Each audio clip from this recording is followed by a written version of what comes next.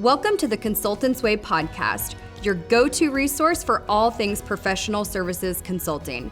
Brought to you by McMann and Ransford, a strategy consulting firm with over 30 years of experience helping B2B organizations achieve sustainable growth, and the Consultant's Way, the leading comprehensive consultant development program. Hosted by Dean McMann and Anthony Paluska, we share expert insights, firsthand experiences, and conversations with industry leaders on the topics that interest you most. The views and opinions expressed by guests on this podcast are their own and do not necessarily reflect the views or positions of their employer, company, or affiliated organizations. Welcome back, everybody. Anthony Paluska, Dean McMann. Today we're joined by Prashant Mishra. Prashant is a Director of Professional Services at Contrast Security, and we're very excited to have you on today, Prashant. If you don't mind, give us a little bit of introduction of yourself and your background. Yeah, thanks for having me, Anthony. I'm here at Contrast Security. I have around 16 plus years of professional experience, mix of software development, application security, and recently moved into strategic leadership role. So that's a very high level what I'm doing. Great. And tell us just briefly, what does Contrast Security do? What problems are you all in the market solving? Oh yeah, Contrast Security is trying to bring the application security to the next level. So far, there are lots of application security products out there. They are traditional, old, and Contrast Security has chosen to implement a modern approach where it's the runtime security. It does not scan any code and just bring the real-time insight to your application and vulnerability. So trying to help the companies protect our own data that is with them. Great. And if you don't mind, I know that your background was historically in development, and now you've evolved into professional services and consulting. Just walk us through that journey a little bit and set some of that context for the audience. Yeah, no, that's a great question. And I started my journey as a software developer, and I did lots of development, full stack development. Using different languages like Java, C, C++, core, network level programming, and all those kind of thing. And then I got married and I moved to US. And I was looking for a job. I was doing some contracting that time, and I was fortunate to get a consulting offer for the product company called Synopsys. They're also in the application security domain. And then I started my consulting journey from there. It was quite a change, I would say, but I'm enjoying it so far. Yeah, and I think there's a lot of folks out there that have a similar, very technical background to you and how you came up through your career, and then have shifted into professional services, which has some of the technical aspects to it, and then as you continue to grow in your career and as the market and the needs of our clients shift, that becomes less and less technical and more consultative and truly focused on solving the problem. So just given your journey and that experience, what tips, tricks, lessons learned did you have about how you upskilled yourself and expanded your capabilities to effectively make that transition?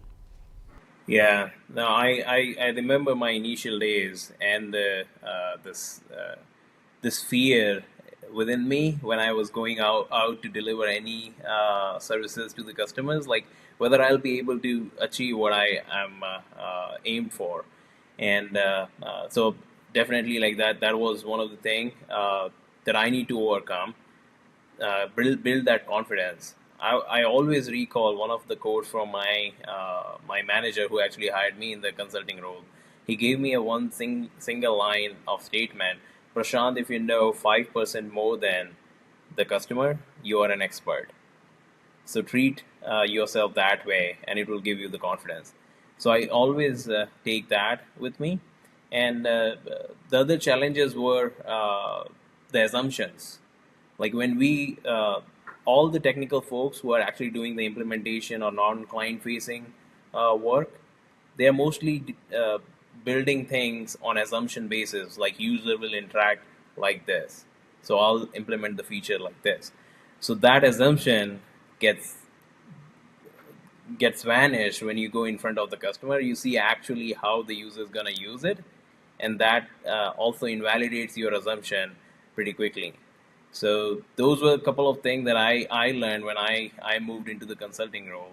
I start leaving my assumption behind. I always go and ask questions like how you use this particular for workflow or process in your organization, because each organization was different. So those are a couple of things that I learned quickly when I moved from technical to, and maybe that's the tips that others can follow too. So one of the reasons we wanted to, in addition to just getting to know you, one of the reasons we wanted to have you on is to also encourage people that you can come to our culture, you can come to the U.S. and be successful and get involved in PS and build that. So what do you see in your current role that is the challenge for PS today? Where do you think we're going? I think we're going more like, if I recall, when I started doing the professional services, I was usually a couple of weeks on site with the customer. And when I was there, I'm in front of them. I was priority, I was urgency for them. Like there was no need for me to find the urgency to get things moving with the client, because they are already in the tight timeline. Nowadays, professional services is more remote. More SaaS-based companies are there. You don't need to deploy anything. It's mostly configuration and implementation of the workflow. And more of these professional services engagements are becoming remote. When you're getting remote engagement, there's a challenge of right people on the call to get things done. And that is one of the key challenges that I am facing in nowadays. Yeah, and do you think that the clients aren't open to us being in their offices, or we're just doing that because our own methodology now says, hey, don't go see them? Yeah, no, I would not say the client is not open, but even the clients are now more distributed. Like, not the team is not in a single place. So even if we request, can we come on site to like speed things up? The response is like, oh, most of our team is remote. So even if you come to the office, you will not find anyone near you. So that's another challenge. I think what companies are doing, like bring everyone back to the office, may be good or bad for the people to start traveling again. But good, like you will have everyone who you need in one place.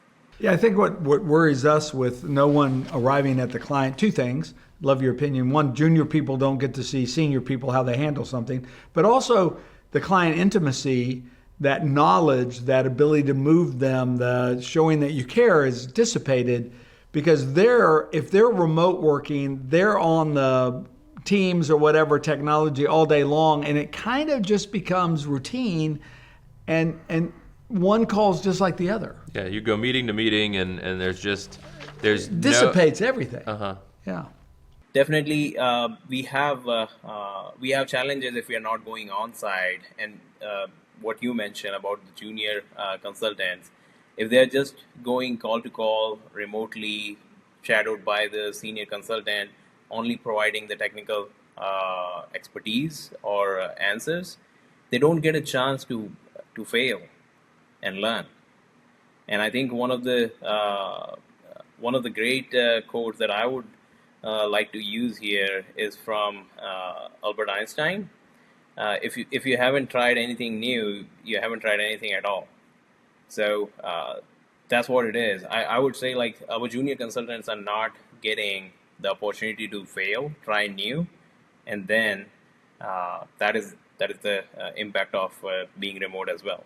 Yeah, and I think as for those professional services team members that are doing projects internationally and working with additional cultures, if you do some of that remotely, it's tough to pick up on some of the nuances culturally that you need to adapt to. And I don't know if you have any experience in this space as well, and could speak to an example or two, but right, the value of being there in person, on site, working with those, especially in those different cultures, allows you to appreciate certain things more that you can bring back to how you deliver, how you communicate with them virtually, all those things that would just be a blind spot if you didn't get the opportunity to go and spend some of your time there. So do you have an example or a situation you encountered there? Yeah, no, I have experienced a lot. Like I remember serving one of the client remotely most of the time, and we had a very good relation, but I never knew what are his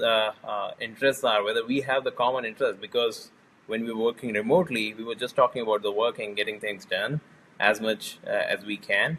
But when you go on site, you're meeting, you're eating food together, and that time you're not talking work. You get a chance to know the people personally and their likes, dislikes, and that relationship is long term. It's not just like your engagement is done and you move on, but you also get build that relationship that stay longer and healthier. Yeah, I want to go back to something you said a bit earlier on. You had a great quote. I guess one of your managers shared this with you, which is, hey, if you know 5% more than your clients, then you're an expert in this space. And we deal with this with our team members. It's one of the most common things that we have to help coach our consultants through in their first couple of years is this imposter syndrome of, hey, you are an expert on this topic, and you need to, despite not knowing everything about their organization, you have a lot of value that you can add and a lot of perspective and insights that you can provide. As you talked about maybe asking questions in a different way or doing some of this, but how do you view embracing that imposter syndrome as part of your growth and development journey as you move through your career, going especially from junior to senior, but also technical to advisory, or any of those journeys?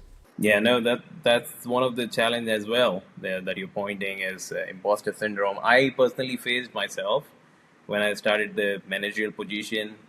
I was doing great when I was like individual contributor, and I was when I started the managerial position, then I assumed the responsibility of all the team members as well. Like, are they doing enough? I was doing enough. So that imposter syndrome was there. And am I asking the right question? Am I suitable for this position or not? Those kind of questions were there. What I did personally to overcome that, definitely books, reading books to learn more about like what are the things we can do. Also, one of the key thing that I did is like I started asking validating questions, understanding what is the expectation from the other party, whether it's the client, whether it's the manager, whether it's the leadership. And also asking the timelines, like when do you need it? It's not like if someone asks, like I need to jump on it immediately, so that I can plan. There are lots of parallel execution that was happening.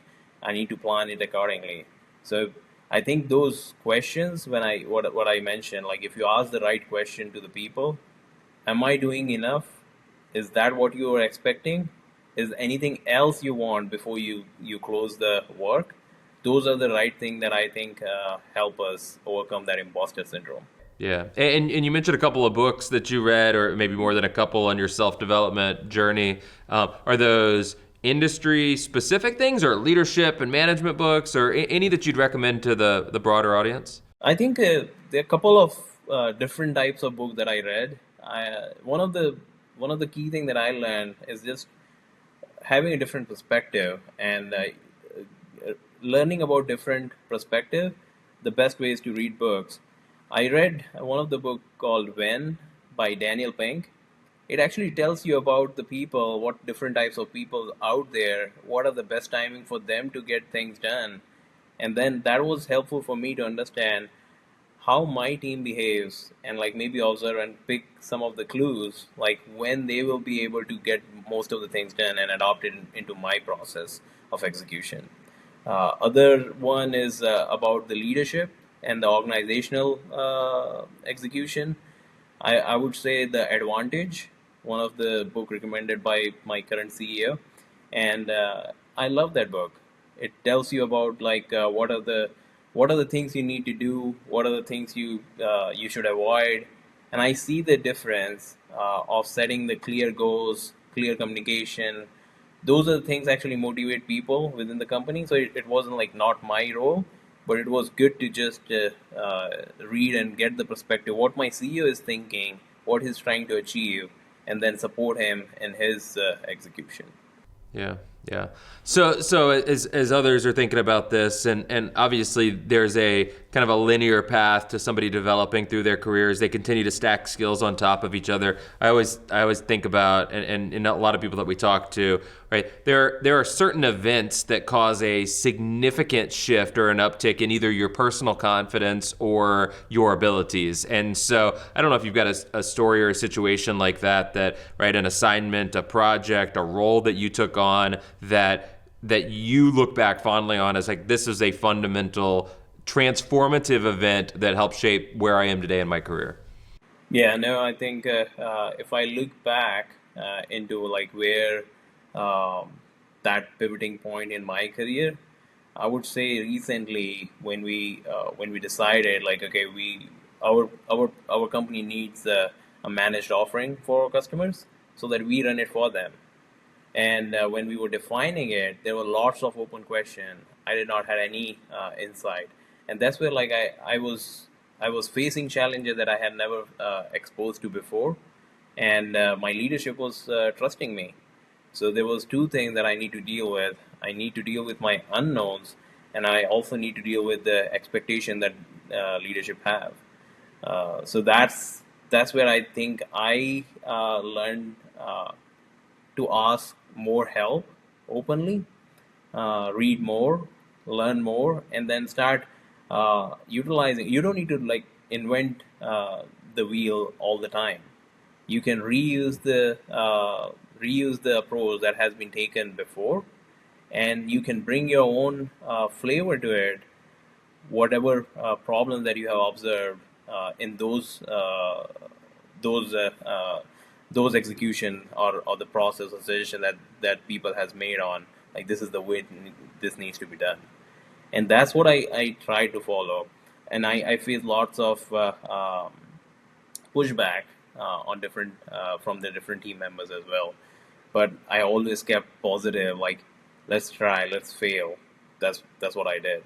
I like the way you explained all that. It was really good. Tell us a little bit about what you wish your team was, not to pick on your team, but as you move from just implementation to more outcome based, what's it like to try to bring your team along with you? It's a constant discussion, repeating the same thing again and again. I wish I can show them the full path that is in my mind. Even writing it down would not help. You need to walk them through with you to show them sometime like this is exactly the way we can do things.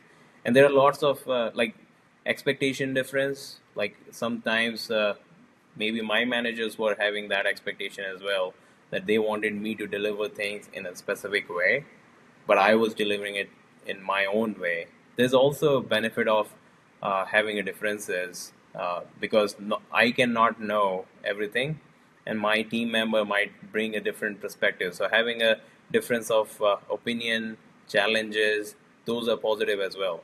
Some of the things that I wish my team would have exposed to or got help is on the consultant like soft skills training, because we were doing, especially when we were going into the managed offering, we have to build this consultative approach where we are not only talking about the problem, we are also talking about a solution the way we want without challenging the customer too much, because then we'll lose our faith.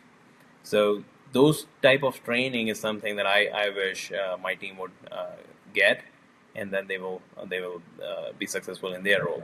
And that's very kind of you, knowing that's what we provide. That's very kind of you. So as we kind of bring a close, and we're so happy that you've joined us, but we're also happy that you've been able to come and be so successful in the U.S. If you were going to give advice to people looking at coming to the U.S. and give us a takeaway that you think that we really would like them to understand. My giveaway to the folks who are trying to move from non-customer facing technical background to the customer facing background, I would say one of the key things that you should focus on is the communication skills. You have to know what to speak, when to speak, and what is your clear goal to not lose focus when you're communicating it out, whether it's a small audience or the big audience, because you will face disruption, you will face cross questions, and one thing I also suggest, you will never know everything. So if you don't know everything, don't be shy accepting it. Accept it open-heartedly that, I'm not aware of this, or give me a chance to come back to you offline about this question. I don't have the answer right now. And I found most of the time people actually give you that time if you ask it. So I would say go out, try, fail, and then get successful. I love your try fail, right? That's great. So listen, any other questions before we give him back his life? No, Prashant, we appreciate you making the time and sitting down and sharing this with us and the audience. Yeah, really great. Thank you so much. And I'll see you soon, okay? Yeah, thanks, Gene. Thanks, Anthony. Have a good one. Bye. Take care. I really wanted Prashant to join us because he impressed me from the first time I talked to him about, hey, I came here, I didn't know your culture. I came here, I worked hard. I love his try and fail, right? He pushes the envelopes and he's been very successful. And that proves two things to me. One, that consulting is a journey that not just challenges you, but can give you a home and a purchase to accomplish your financial goals and your personal goals. But also that, the U.S. is still a place of dreams, and you can come and change your journey. Yeah. So I just think he's such a and I want us to focus on, to be honest, have a few more people like that have come. No, it's it is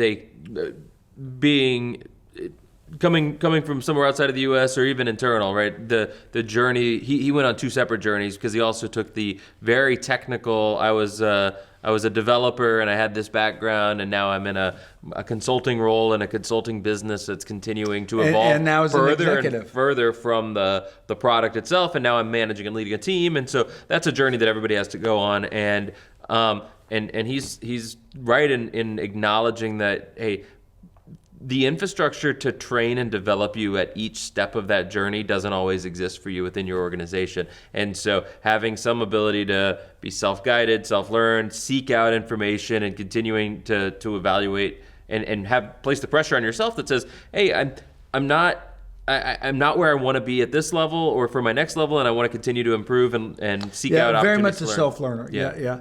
And I love that he pushes the envelope. And we've heard this so much, and it's a building momentum, and we've talked about it today.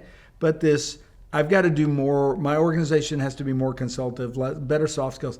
And that's great, because that's the whole reason we invested in this and we exist. So it's nice, and what a nice man. Yes, right? Yes. So thanks, everybody. If you're enjoying what you're hearing, please like, share, follow us on YouTube and your podcast channels. Also, feel free to reach out to Dean or I with any questions, comments on this episode or any others on our LinkedIn pages. Or if you've got suggestions for us or for future guests, you can always email us at podcast@consultantsway.com. Thanks, everybody. Take care.